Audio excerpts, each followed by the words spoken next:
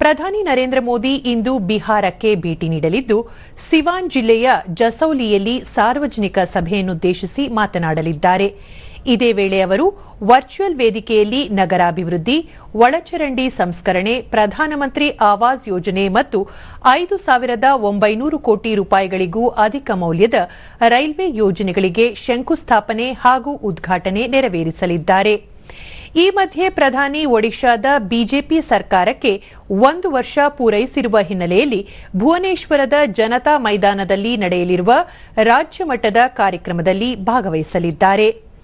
ಈ ಸಂದರ್ಭದಲ್ಲಿ 18,600 ಕೋಟಿ ರೂಪಾಯಿಗಳಿಗೂ ಅಧಿಕ ಮೌಲ್ಯದ ಬಹು ಅಭಿವೃದ್ಧಿ ಯೋಜನೆಗಳ ಉದ್ಘಾಟನೆ ಮತ್ತು ಶಂಕುಸ್ಥಾಪನೆ ನೆರವೇರಿಸಲಿದ್ದಾರೆ.